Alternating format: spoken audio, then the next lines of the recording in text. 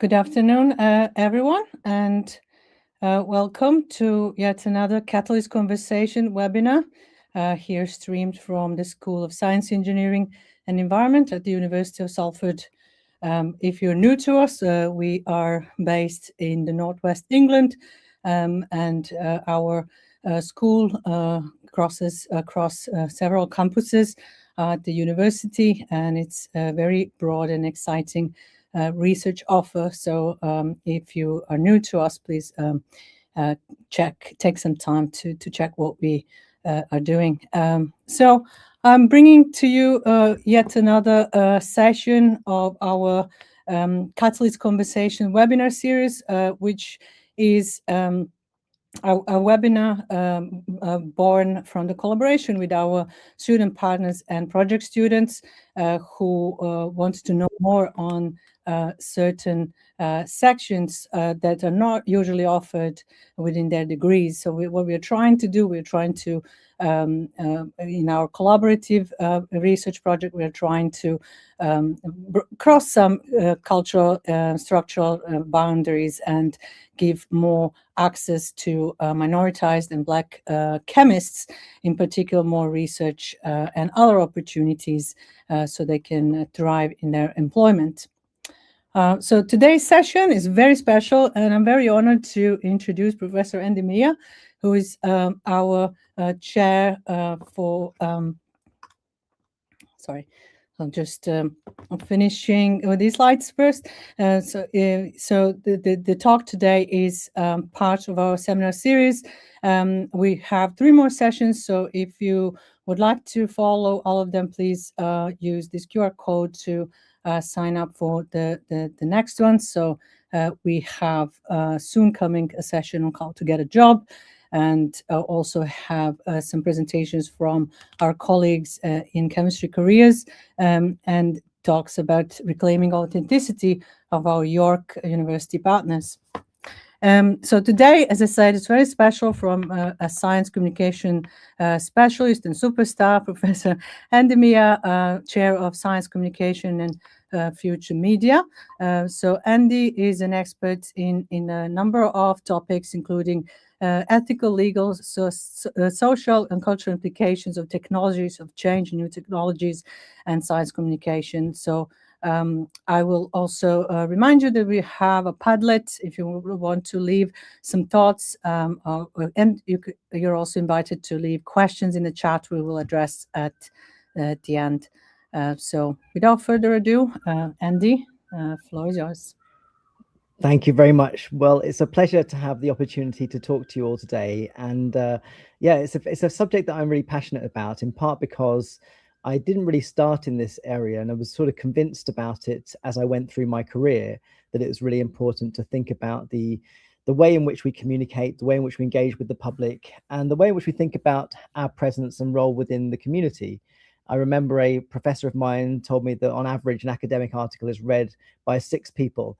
And it didn't really inspire me to think a lot about the potential of academic contributions to the world. So maybe think about how to connect more widely. And I suppose that was really the kind of beginning of me thinking through how to use the tools available to us to have a bigger impact, to make a bigger contribution, but ultimately to try to ensure that the ideas that we have, the work that we do, reaches out into the biggest community possible. And I think that historically, academia has often been quite isolated from the rest of the world. We sort of go about our research, we come up with our discoveries, they then find their way into the world after those processes. And now I think we've seen a huge transformation of that over the last 20 years. And it's really exciting to see how within so many universities, you have now training programs for media communication, building your brand, building your identity. And I think for me, it sort of goes back to thinking about the idea of kind of public space and how critical it is to make sure that science happens in public, that people are aware of what we're doing, that they feel part of the process of scientific discovery, and partly, of course, to find ways into science themselves. And I think if you look back to the sort of modern science communication movement, the sort of beginnings of this were very much framed by a desire to bring more people into the industry, in part because as a sort of aspiration for international competitiveness, the growth of intellectual property, of products, of services, of skills. This is all part of the sort of national mission to sort of safeguard our innovation community, make sure that we are a place where discoveries take place, where products are invented and designed, and where new boundaries can be pushed. So in some sense, the sort of I guess the urgency of this was born out of the fact that we need more people in science, and how we achieve that is part of the sort of conundrum, really. And I think part of what I want to do today is talk you through my own sort of personal journey of this, and but which by all means is not the only way to go about it. But I think certainly there are a number of ways in which you can think about your own journey by employing a range of strategies that are kind of helpful to you to both grow your impact, grow your connectivity, build a greater appreciation for how your science, how your research connects with the wider world.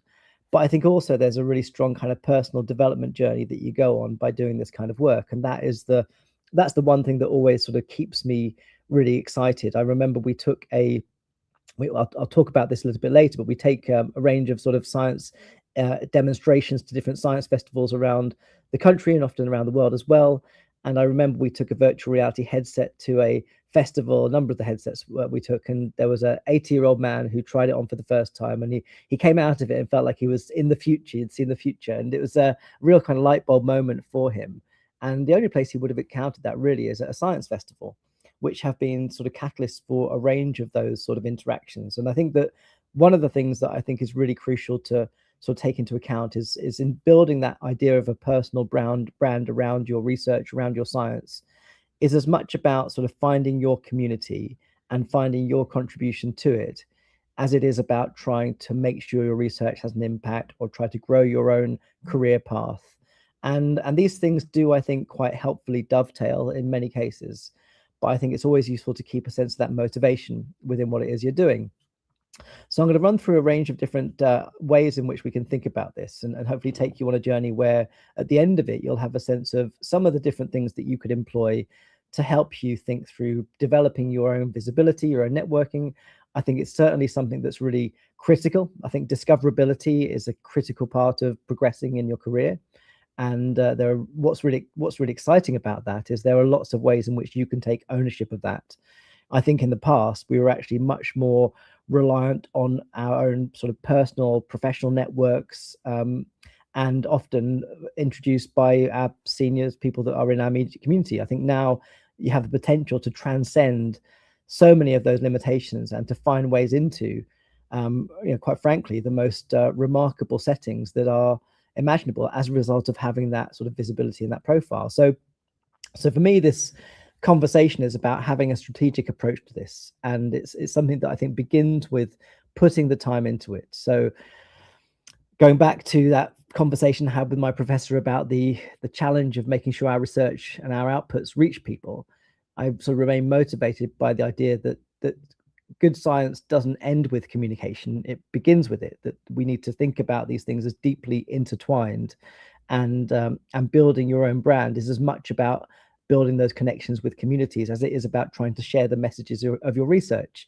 I think that it's important for us to bear in mind that scientists and the scientific community are amongst the most trusted individuals and associations within our society, and that's been the case for many, many years. So for me, that brings a certain degree of responsibility, and a desire to see how we can contribute to public good as a result of the kind of status of public intellectuals that we happen to have as a result of the industry we are in. And aspects of that go back to the very heart of what science is about, this kind of system of trusted, truth-telling individuals that are trying to discover what's happening in the world. So these values, I think, is a useful starting point to this, to think about who you are as a person, what you care about, what you stand for, what things matter to you, to think about what it is you're doing in the world of science, and to build out of that a sense of your own identity and your own sense of purpose.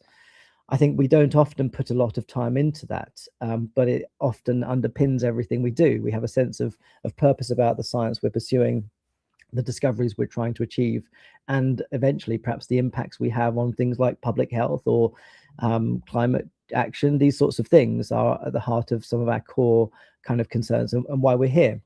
So each of these different sort of headings speaks to one sort of strand within the strategy that I think you can adopt, and I'll run through each of them in turn, but talk to my own sort of experience of working with them. And I think that, again, I know as many people who focus on all of these as I do focus on each one, and you can take your own path into this. And I think that certainly my own experience of doing this kind of work is that it can be a very organic process where you find yourself in settings that you perhaps didn't expect, doing really interesting things that you've never imagined. And I think that's a really exciting aspect of being a scientist. And actually,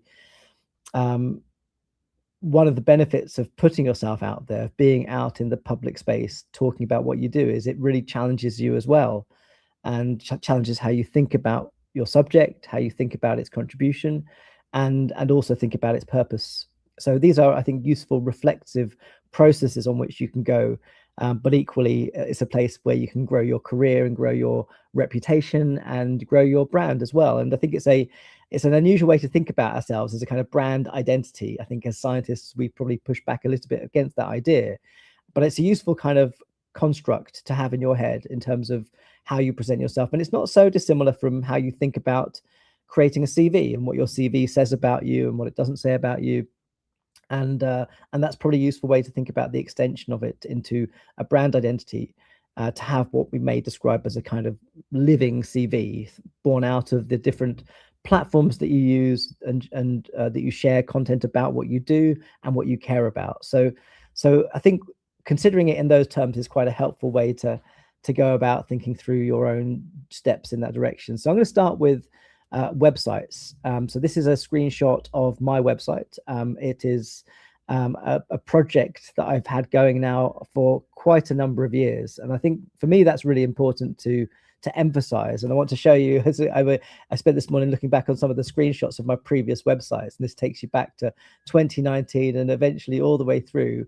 We get back to 2003, which was the first time I actually screenshotted this and kept a record of it. And you can see a kind of journey of design as much as you can see a sort of journey of storytelling about my own work and my own sort of interests as well. But the website has always been a kind of living CV. It's been a place where I would share what I'm doing, but it's also been a really useful reflexive construct for me to think about what I'm doing, where I'm going, what I'm focused on, and why it matters. And so a website is a portal to sharing what you do, but it's also a place for you to reflect on who you are and that process of building your career. I think it's always surprising to me to hear how many people still mention my website when I meet them. And I think that whilst we are moving into a world where websites aren't quite what they used to be, there's still utility in having this portfolio that's out there for you to share information about yourself. And even if you have a very few number of viewers that look at this, and I will sort of emphasize that it really doesn't matter that you have few viewers. The most important thing is that the people that matter are finding your content. And that's true of a website as it is for any other platform, I would suggest. It might be that someone important or someone influential or someone that can be a gatekeeper to something that you want to pursue has a look at your website and then decides, yeah, this person's doing good work. And I think that it's a useful way also to construct that story about yourself and build that over time. And it does happen, I think, over time. That's another kind of crucial take home for me, is that this isn't something that is a kind of it doesn't happen overnight, and it's not just a one moment solution. It's a continuous iteration of how you see yourself and how you articulate that to others. And again, I think that's a really crucial part of the process of becoming a researcher and becoming somebody that is engaging more broadly with their community around them. So this is a sort of screenshot of the website as well. It shows you a bit about the sorts of things that I post. So I try to keep it up to date. I try to keep it regular. I try to make sure that I share the things that I do. And as you can see, for a lot of this, and I would say this more generally across your own sort of brand and visibility and your identity, it's very visual, very, very visually led. We know that sharing content on social channels does a lot better when you can add imagery into it. It does even better when you can add video into it. And the more you can make in that regard, the more chances you have for your materials to be found, but also the more opportunity you have to tell a more detailed and nuanced story about yourself. So these posts both are an attempt to sort of describe what I'm doing, but also a way of trying to connect in with people. One of the things that's really exciting as well is that we are living in the most remarkable time of content creation, where so much of what's available to us is free to use. And the tools are incredibly powerful, incredibly capable, and incredibly easy to use in many respects too. And part of the sort of journey of talking through all of these things is a story about my own investment into them as well. I like to think about sort of content creation as fundamentally a creative process, and creative processes, the acts of making things, is also a kind of useful reflexive process to put yourself into. And so I find even from things like designing presentations, I often think about designing presentations in a similar sort of way, that it's a kind of reflexive journey. It's not just getting the information into a slideshow. It's actually a kind of creative scripting process that's again quite a useful reflective process. So here's one example. This is Linktree. So if you don't have a website, you're not ready to invest into a website, but you've got a range of social channels and you want to share them via one link, Linktree is a good platform to use. As you can see, this is the interface. This is the profile page. So if you go onto the mobile app and look for me, you'll find this profile page. And what it does is simply allows you to add links to things that you want to share. And you can see across the top my social channels, the platforms I'm using. And then as we drop down, we can see the different things that I have coming up, the things that I'm working on. And it's a place to tell people about things. So you can, and one of the benefits for this is that with all the greatest will in the world, there's never enough resource. And this is another kind of thing that's certainly been a feature of my career. There is never enough resource within your university or within your department to provide this sort of level of support for everybody. I think that everyone over my career have always said they need more support for these sorts of things, but it just doesn't happen. You have to take some degree of ownership over it. And actually, I would say one useful way to think about it is a kind of extension of your own intellectual property as well. So you might think about these platforms as part of your identity. So there's some merit and value in thinking about them as owned by you. And actually, if you look more widely and look at what's happening in the media, you see a lot of professional journalists doing exactly the same. And professional journalists are quite interesting because they do often move from one broadcaster to another or one news outlet to another. And so there's a sense in which you have to take a sense of ownership about this.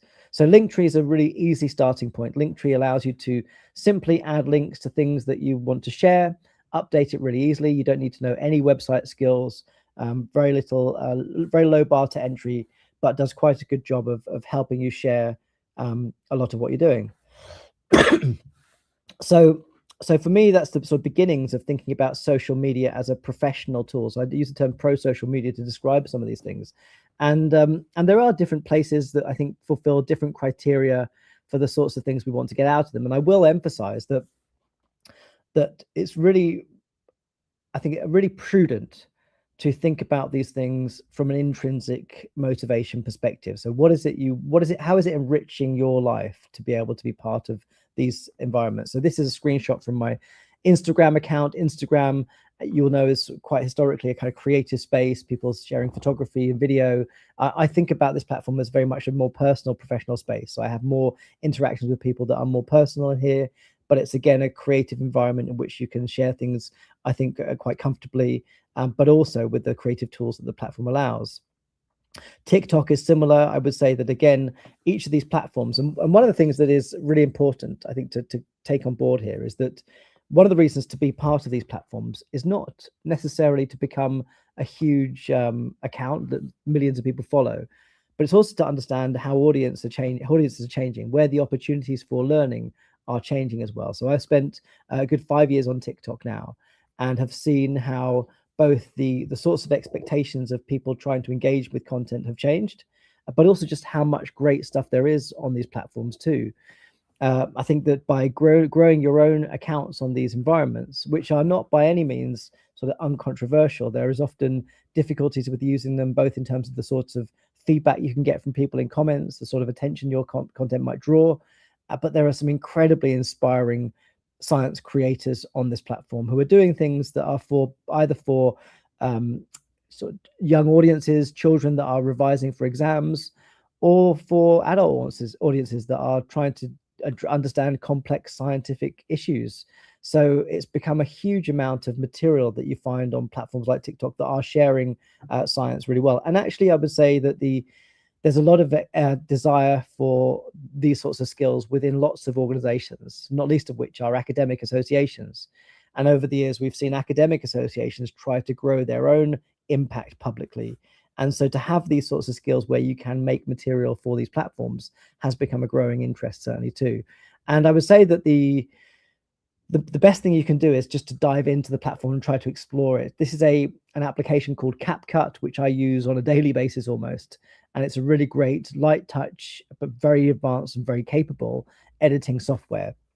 And CapCut is a platform that is similar to some of the very high-end professional platforms that are out there, but it makes it very easy for you to edit, create, share, and has a lot of functionality into it. So you can get a lot done by using this freely available piece of software that allows you to make content for a range of channels. And of course, you can also export the content from the platform into multiple channels as well. So it makes things much more efficient as well, but has a whole range of creative capabilities, things like auto captioning, things like animations, and the sorts of functions that you see in kind of professional level video material, but you can do it all yourself. And for me, that's really important. The ability to do it yourself is really important.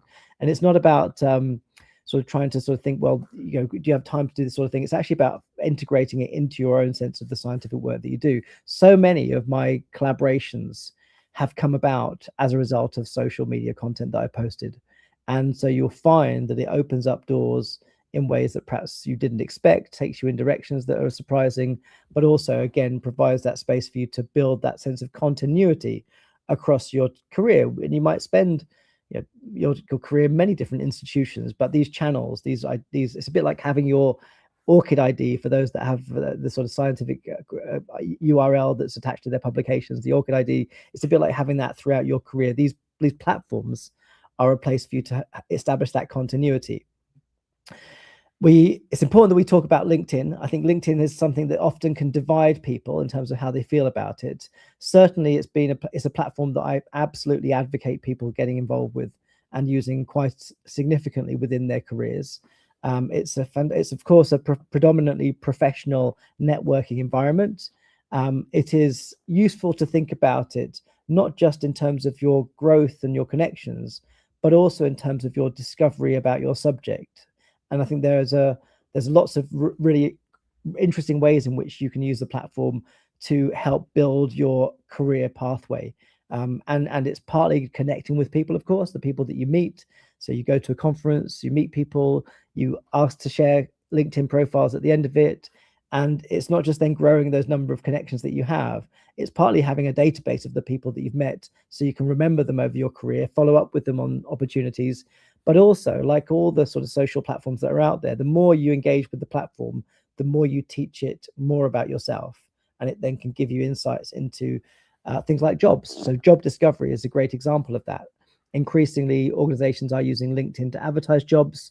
And one of the ways in which you can have those jobs come to you is to use the platform to then tell it what interests you, and then it will deliver jobs that are of interest to you. So thinking about it as a kind of networking database is a really useful way to use the platform. But also it's useful to make contributions as well. So I was at an event last night and I put out a LinkedIn post after the event, actually during the event, and that's another thing that I think is a really great opportunity. Often events might have photographers or social videographers that are creating content, but they'll often take a day or two to get something out there. But with platforms like CapCut, you can be at the event, take the photographs, do the video, use the templates in CapCut to make your final piece of content, and then push it out before anybody else has done that.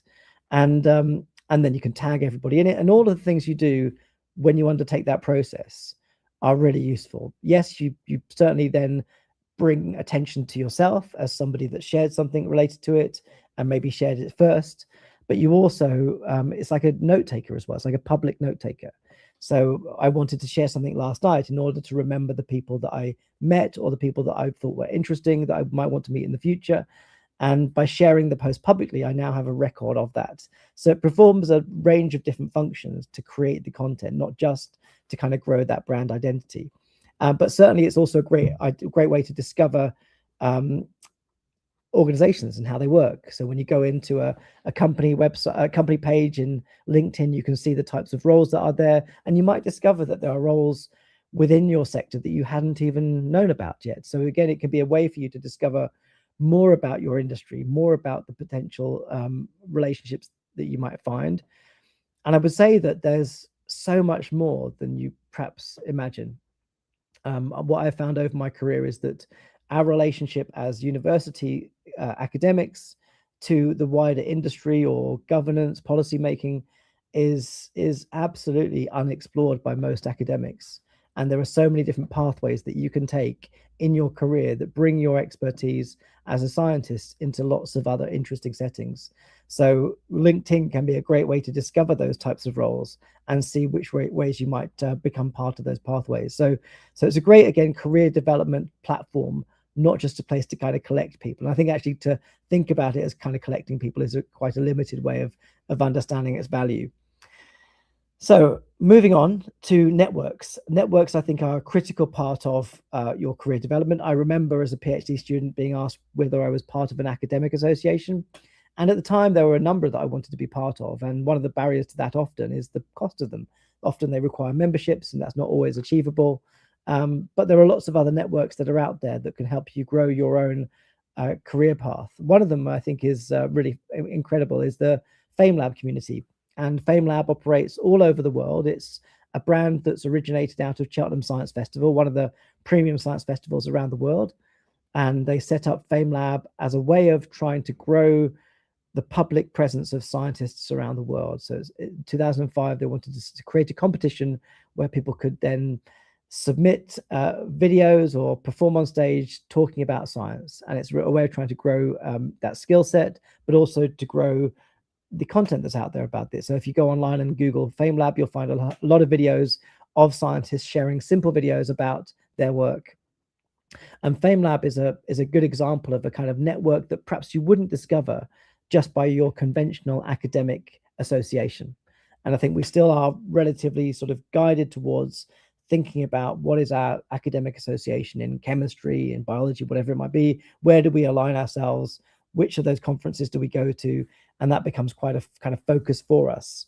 But there's so many different ways in which you can do that. And I know so many really amazing academics that are not necessarily doing a huge amount with the academic associations, but are at the forefront of their discipline and pushing the boundaries of it. So FameLab is one example. I think it's a great one to have a look at. But again, I would also encourage you to sort of think about how what you're doing connects with that wider life and community that you lead. I think that many of us get into science because of that belief and of its importance to society. And so part of what's happened over the last 2 decades is to try to grow the number of interactions we have with parts of society. This is a fantastic example. This is a kind of science communication series that happens in May this year at the Pint of Science Festival. And it's an example of many events that happen in pubs across the country where you can take part in either delivering something or attending something. But again, it's connecting you in with that wider community of people that care about it. It used to be the case that we thought about science communication as a way of trying to educate the public. And we now think about it as a way of trying to be part of that community, not to think about ourselves as the authority, but to think about ourselves as collaborators. And if you look at some of the direction of travel for a lot of research, there's a growing expectation that that needs to be part of how we think about our research, not just a place for us to have an impact, but actually to be part of the entire structures of society. So Pint of Science is another one. You might find that there's one in your neighborhood that you can go along to, but again, there are other examples. The Cafe Scientific was another example of a kind of science in public event that people were really excited about, and is part of a kind of weekly program of events that happen across the country. Events are useful because they give you something to focus on. They give you a focus, but also bring you into really exciting spaces. Science festivals, science museums are all incredibly interesting places to work with. And they give you an insight into a lot of different things that perhaps you hadn't discovered before.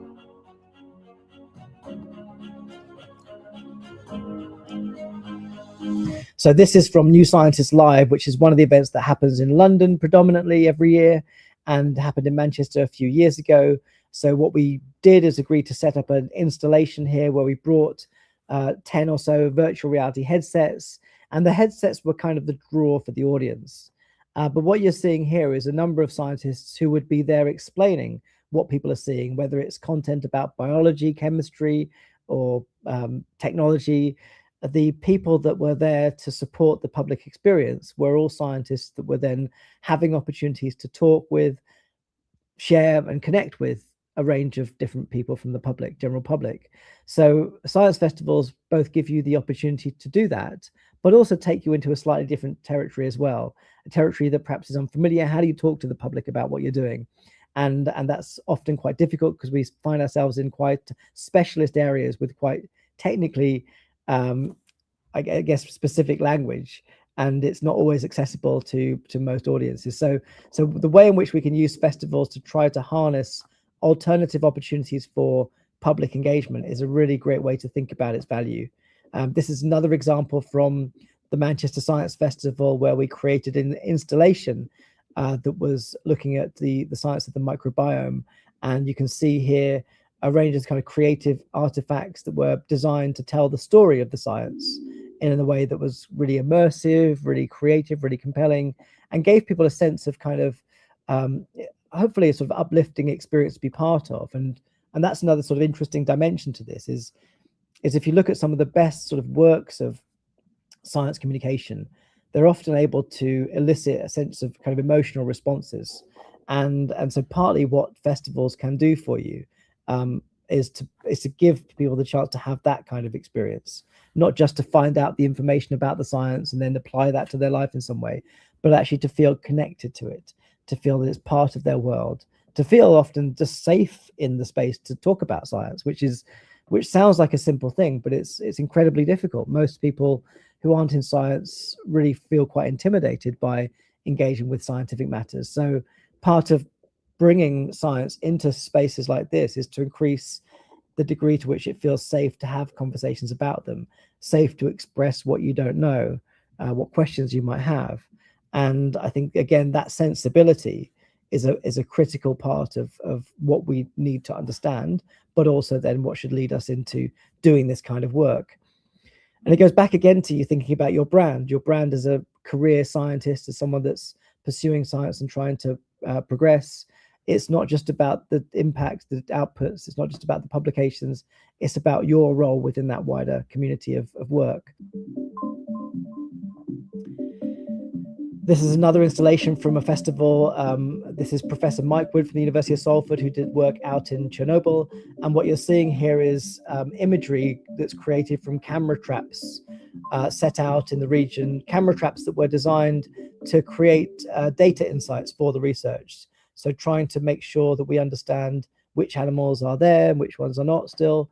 And that imagery became the basis for a kind of immersive documentary experience that then was part of the festival. So again, the journey that you can take yourself on by creating these sorts of opportunities is not just a journey of kind of informing the public and telling them about what you're doing. It's also a journey of trying to make your research reach into a wider audience, to make sure it connects with people, that they understand what you're doing. And the potential for that to inspire people is, of course, limitless. It's something that, again, where else do people encounter it? Where do people encounter your scientific work? They don't read the publications because they're locked behind paywalls. They don't go to academic conferences. They may see you on the news if your work's prominent enough. So these become our primary vehicles for sharing what we do with the public at large. And a big part of that has, of course, been that historically, the media. The media is a central part of how we've told stories over the years. And I've certainly been very keen to use that as part of my own development. And there are lots of really interesting things that you can do in that area, and one of them is the conversation. The conversation has become a really important publication for scientists. It's a news outlet essentially that combines journalism and scientific research in all disciplines, and you can create an account with them, you can write for them, and often the articles are very much informed by research, so they have a depth of them that's really quite, I think, appealing to academics who want to do things in detail. But it's also got that kind of journalistic flair to it as well. It makes it sort of an exciting read. It's a fun read. It's an accessible read. So the conversation can be a place for you to grow your platform, grow your audience, and again, can be a useful gateway for you into lots of other things as well.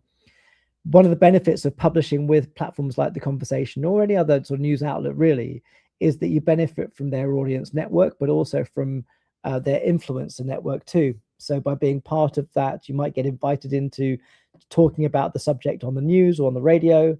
And so you might look at this as a kind of stepping stone platform. And that's a useful way to think about lots of the things that I'm talking about today. Many of these things are useful stepping stones, and sometimes they take you in a direction that you expect, and other times they don't, but they all can be really fascinating and really interesting journeys to be on. This is one from a few years ago.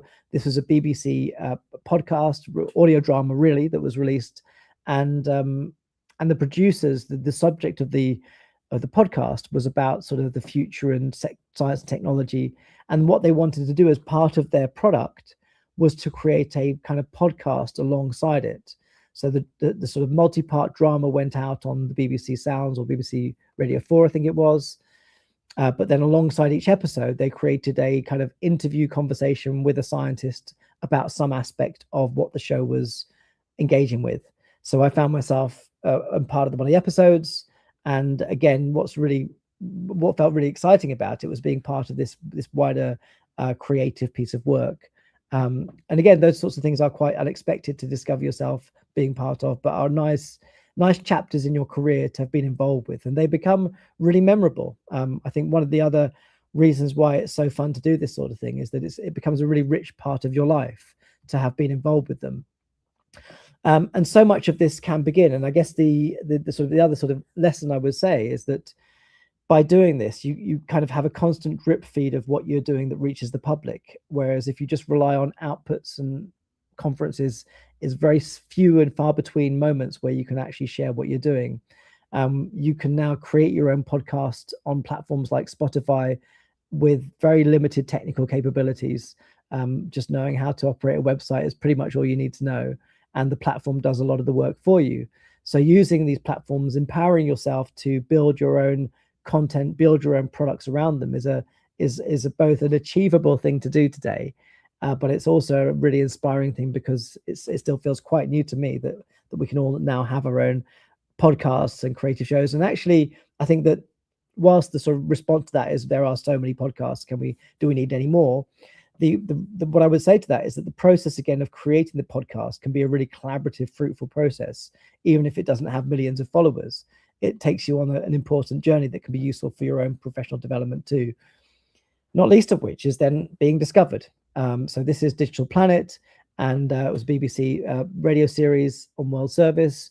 So again, most of the stuff that I end up doing for the professional media comes about from a producer, a listener, someone involved with the company, hearing it and then contacting me as a result of this. So this is a show from I think it's a couple of years ago now, a few years ago, but it's a good example of how these sorts of things are always useful to have dotted along your career path as part of the sort of impact that you have. And they can also be a useful way to build collaborations as well that go into your wider research activity. So they're not sort of separate from what you're doing scientifically. They're a part of that process. And often the people that are interviewing you are incredibly sort of eloquent and thoughtful about what they're doing. And so they can be quite rich conversations. I think it's also important that we go back to thinking about what the academic networks can be useful for. And I remember certainly when I started off as a PhD student, I began by making websites for my academic associations. At the time, they didn't have websites. So having the ability to make a website for the academic association was a great way to get known by its community, and to become involved and become valued and useful. And I think that's true still of today. It's not maybe building websites, although I think still academic associations need them because they often don't have the resource to do that at all. So these can be useful skills to be able to deploy quite efficiently. But they also need social media accounts and need accounts that produce content about the things they're doing, the academic conferences, the publications that come out of the journals. And so you can find a lot of opportunity by looking at those networks and those routes into sharing content that isn't necessarily about you. It's not about your research. It's about the research of that wider community. It was probably about 10 or 12 years ago that academic journals started to appoint social media editors. And these would often be PhD researchers, people that understood how to use the social media, and then became part of the editorial team as a result of that skill set. And I would say that, again, if you're beginning in your career, having capabilities of doing these things is incredibly powerful because it can have a huge amount of impact. So you might find yourself going to an academic conference and you decide to make content about the presentations, and that becomes part of the impact of that event more widely. And you might find that that leads into roles within the committees of those academic associations, and that can be a really rich way of you growing your own visibility, but also growing your brand as someone that's an innovator. And that's another thing I would say, is that a lot of this space is incredibly kind of innovative. And as much as kind of social media might feel a bit mundane now, it's always kind of pushing the boundaries of things. And so being able to use these things competently, efficiently, is a helpful skill to have. Here's some of the sort of thumbnails from some of the videos that we've made over the years. You can see the top row there. We've got just kind of live events from a conference where we interviewed people that were there and put it out onto YouTube. And this went out across multiple channels, with varying levels of engagement around it. But again, it's also a nice historical record of what took place within that event too. So there's lots of, I think, intrinsic and extrinsic values associated with doing that kind of work. But as I said earlier, it is a wide community of people that are interested in what we do and engage with what we do. So this is a event that we had in October last year. This is this was a innovation networking event where we sought to sort of invest and bring together diaspora community around Greater Manchester to try to see how we can forge an investment community. And again, quite separate from university in many respects. But of course, many people working in industry are also very connected to those kind of aspirations of innovation that we try to do. And part of I guess the message here is that, and still quite an early journey for many people, is looking how university researchers can collaborate with industry. It's still an important one to think about. And if you haven't begun building those relationships, that's something to consider as well, that your immediate networking opportunity is with the industry relationships that you might forge as a result of the research that you're doing. So we don't need to be sort of isolated as university researchers just doing our research. We have this entire ecosystem around us, and that's a really exciting space to be in. And it can lead to really interesting opportunities. So this is a recent one of mine. So I've joined the DCMS College of Experts. This was set up just last year to bring a range of experts to give advice to a government department. Increasing numbers of government departments are doing this. So you can find yourself then trying to influence the policy knowledge and policy guidance that then shapes decision making of ministers by building that profile. And all of these things are connected, that they all sort of bootstrap onto one another, that by having that public presence, by being seen as someone that is contributing beyond just what you need to do, is a useful way to then be available for these sorts of opportunities. And often the response that people will say is, well, they don't have time to do this sort of thing. They don't have time to do it. My response to this is, you don't have time not to do it. It's such a central part of what you need to be doing to be an effective scientist. And the world in which we do science has changed dramatically over 20 years. It's not enough just to have our outputs anymore. In fact, if you look at the UK's way in which it evaluates our research, it's very much about the impact we have beyond our outputs. So thinking about this as an intrinsic part of your identity is a useful way to think about this opportunity. So just to sort of wrap up, I want to finish with the importance of kind of creativity. And for me, a lot of these things are about that creative aspiration that surrounds them. And over the years, I've tried to experiment a lot with creative platforms and use different tools that then hopefully get me to think differently about where we locate ourselves. It can't be a surprise to many of you that gaming is such a big industry now and a great platform to communicate what we do. We saw last year BBC Bite Size. This is the UK platform for sharing insights into qualification, sort of 16 years and 18 years of age. They decided to create a level in the game Roblox, which is a really popular game for kids. So they brought the curriculum of geography into this gaming environment. And again, these are all ways in which you can create new ways of being visible, new ways of being present. If you're somebody that doesn't want to start with video, you can create your own avatars. You can experiment with these sorts of environments. And many of these places, again, have quite a low bar to entry. It's more about discovering them and seeing what you can do with them. And again, the course, it's true also of the use of artificial intelligence within the platforms too. So there's a growing number of ways in which you can become a publicly present academic and scientist by experimenting with a whole range of different tools. And that's partly what I'd encourage you to do. And it's probably a useful place to end by talking about artificial intelligence, and not least because it's both one of our biggest sort of concerns about being able to share science and share what we do, but also it's a great opportunity to innovate with science too. And I think a lot of people are trying to now wrestle with their own sense of how to integrate this technology into what they do. But the world's moving very quickly. The more you can learn about this and learn how to use AI to both increase your own kind of efficiencies, but also to grow your own identity around sort of content creation with AI, the better. So in conclusion, I think for me, what's always been crucial is to have that sense of intrinsic motivation about doing this work. It's something that enriches my life. It's something that brings me into contact with lots of interesting people. It's something that makes me feel like it's contributing something useful to society. But it can also be instrumental. It can be a useful way to grow your career. I have had countless people talk to me about how science communication has really allowed them to leapfrog in their career development by bringing them into useful platforms, meeting useful people who have opened doors for them. So the more you can put yourself out there, the more you can bring yourself into these spaces outside of our typical kind of working environments, the more opportunity you have to discover what sort of public intellectual you want to be, but also to take ownership of that and make sure it's something that you feel you have authored rather than somebody has imposed upon you. So thank you very much. I'd be delighted to take any questions, and yeah, look forward to seeing the conversations that may follow.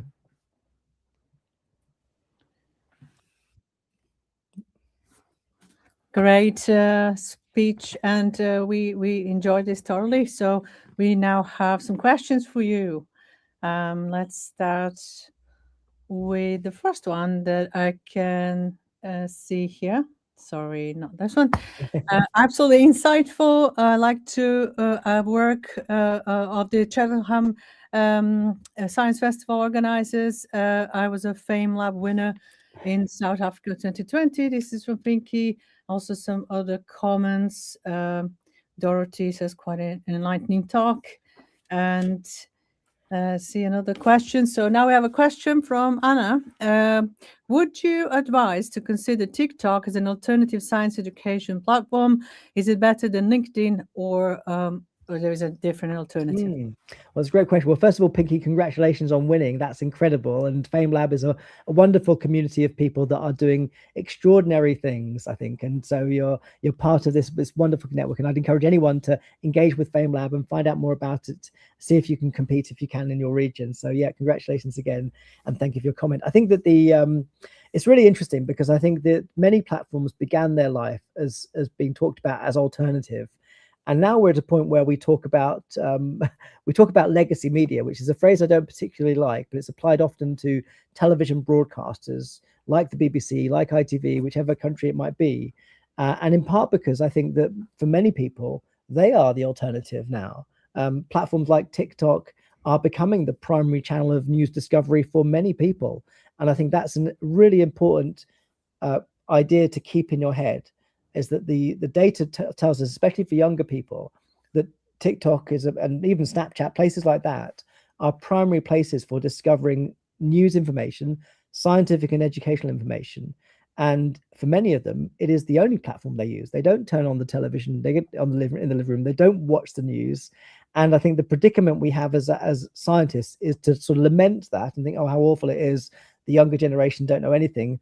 Or we have the opportunity to actually involve ourselves in the world where they reside. And that's what happened with BBC and Roblox last year, where they decided actually, yep, it's a shame that we're losing viewers from our website or that people don't go there as much as they used to, but we need to take the content to where the audience lives. And that's very much, I think, the philosophy that underpins it. And I would say that we know that lots of these platforms are algorithm driven, which means that what you see on TikTok may be very different from what I see on TikTok. And so our impression of it can be very shaped, for better or worse, by those experiences. What I can tell you absolutely is that there is a huge amount of scientific and educational content on TikTok. And so much of it is absolutely amazing. And so much of it is young researchers that are doing a fantastic job of humanizing science, getting people to see that, anyone can do this. Like, this is not some privileged world that only a few can enter. Science is for everybody. And the behind the scenes footage of scientists working in labs or sharing what they're doing is a great way to understand that. You don't get that, unfortunately, with the legacy media experiences. What you get is a journalist talking about an issue, and then a scientist comes on and gives their expert commentary. With TikTok, you get a sense of what it is to be a scientist and to see that that's a possibility for you. So I think for me, it's a really important one to keep an eye on. And even if you don't publish a lot on it, it's really important to understand how it's working. I think whether it's better than LinkedIn or a different alternative, I certainly think there are different ways in which you should use it. Certainly within LinkedIn, it is, of course, predominantly a professional audience. And it's a professional audience that wants quite grown-up conversations about things, whereas TikTok can be a lot more fun, a lot more informal. But there is becoming an increasing blurring of those boundaries, I think, as well.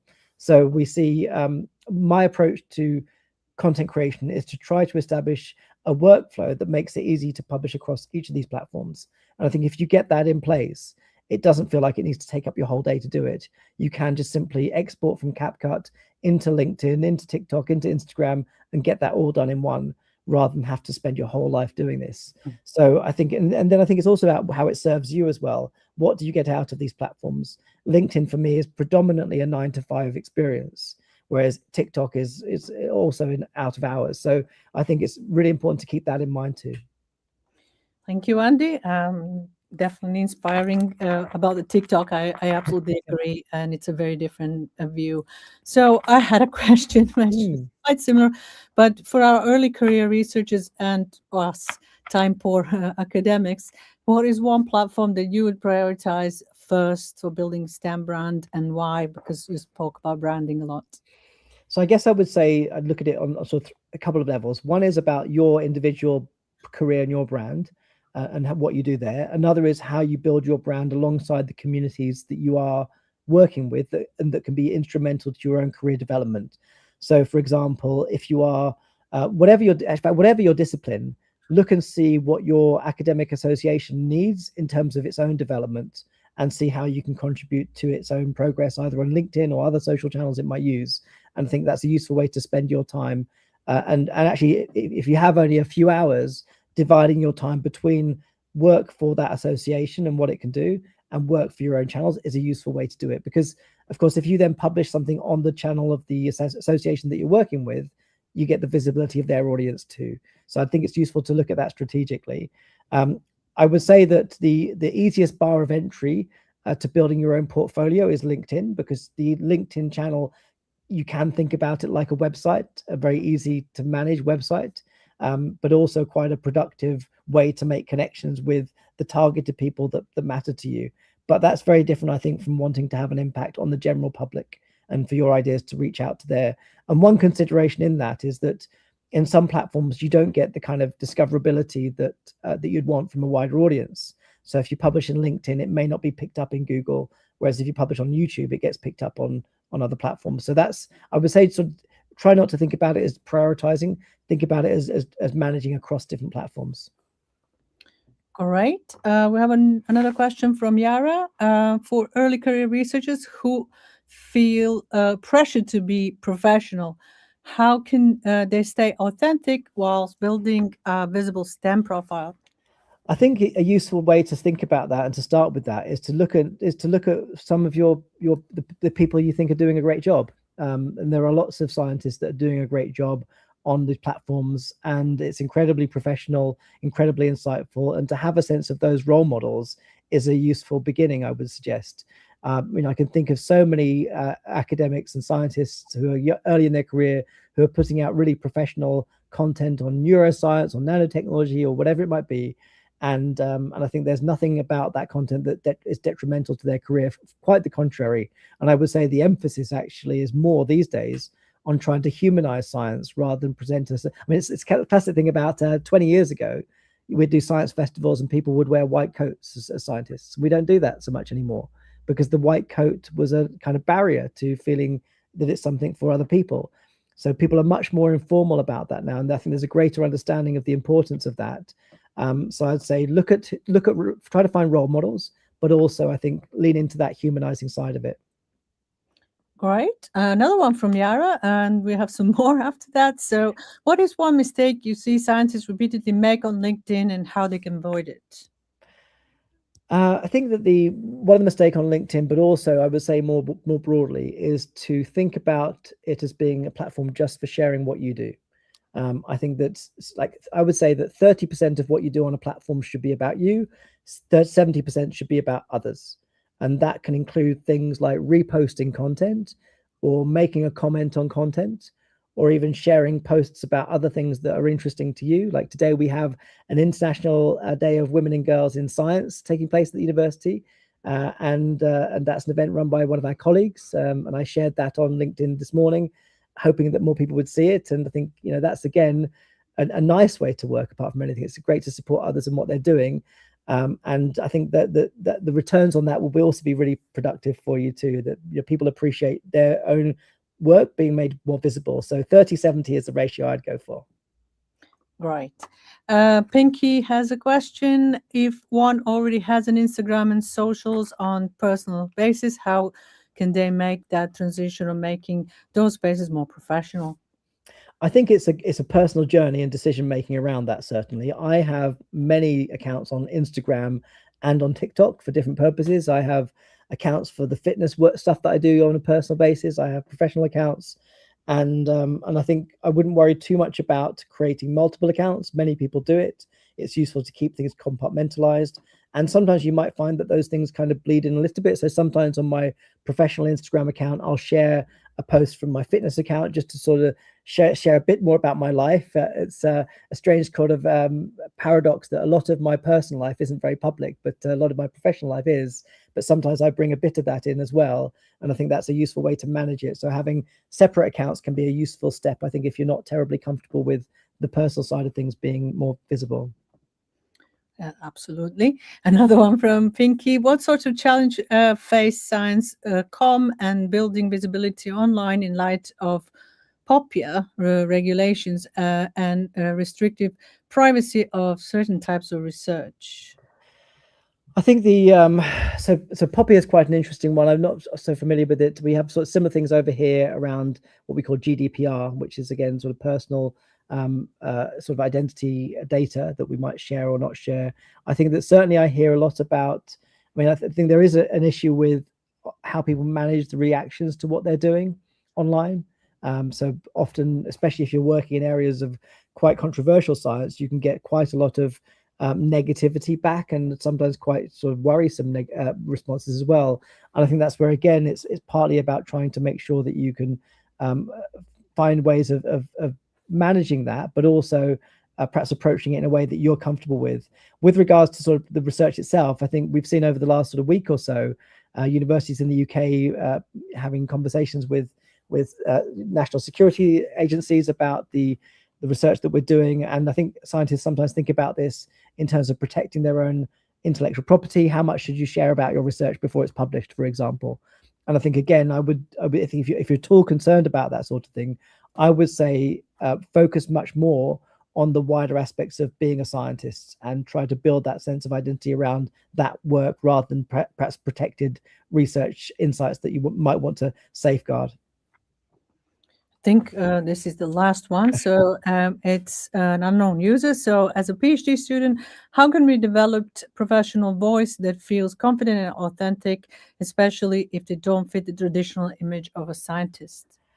It's a great question. I think a lot of people feel this way about what they should be as a scientist. My simple piece of advice is just to be yourself. That kind of content works better than anything else.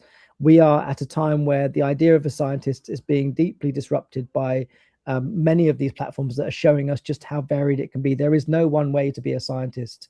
And I think actually the historical way that it has been portrayed, or that we have conducted ourselves in, has been really limiting. It's really restricted how we're seen. And actually the best thing you can do is just be yourself and not worry about that at all. I think that it will pay off for you to be that way. And people appreciate a personal journey. Not everyone, we're not a kind of complete work. We're a work in progress. And I think that sort of empathy for that pursuit is something that people understand and will respond positively to. Thank you, Andy. I think we will take home message that humanizing science is the way forward. So thank you for suggesting this, and thank you all for listening, and we'll see you at the next one. Thank you very much. Thank you.